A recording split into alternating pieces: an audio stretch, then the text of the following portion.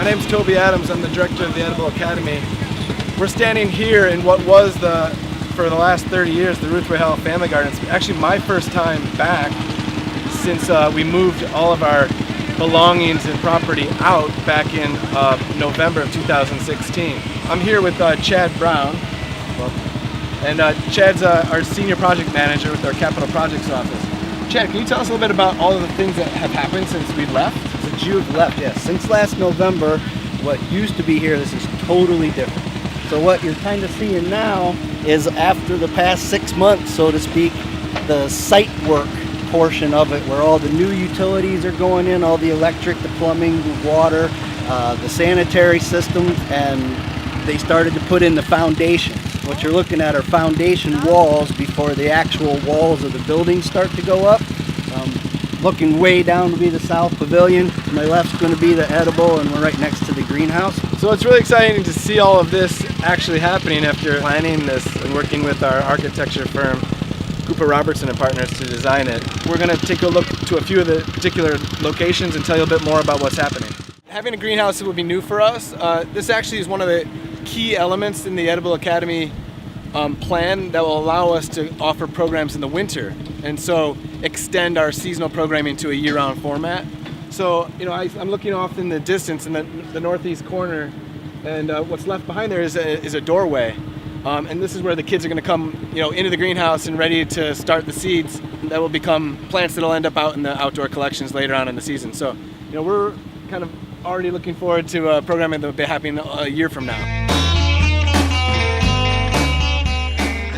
We just walked through the garden, and that long stretch, which was all of our garden plots, is going to be redeveloped. It's a slightly new configuration. The garden made an effort to maintain all of our soils, to save them.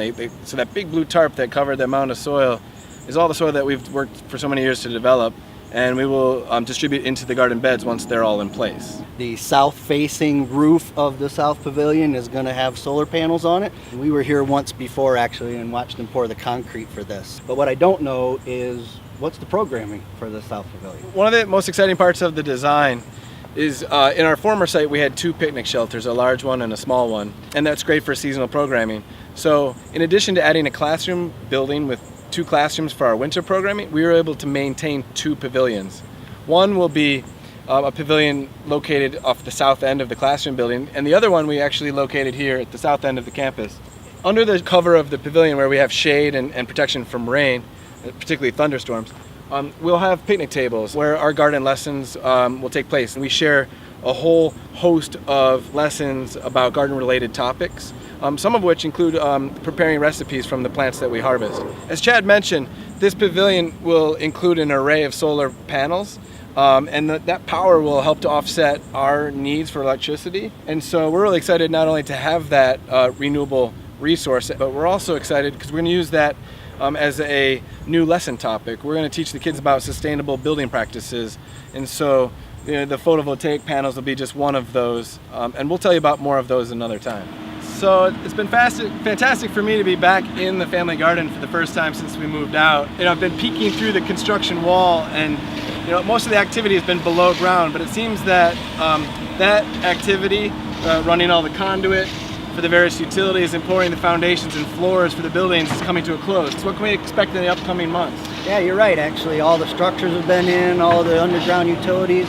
Once they pour the floors for the Edible Academy building, the greenhouse building, and the pavilions, then we're going to start to see the buildings start to come out of the ground. Before you know it, in less than a year, we'll be moving back in and having our grand opening in June 2018. So keep a lookout for announcements, and hopefully you're excited as we are.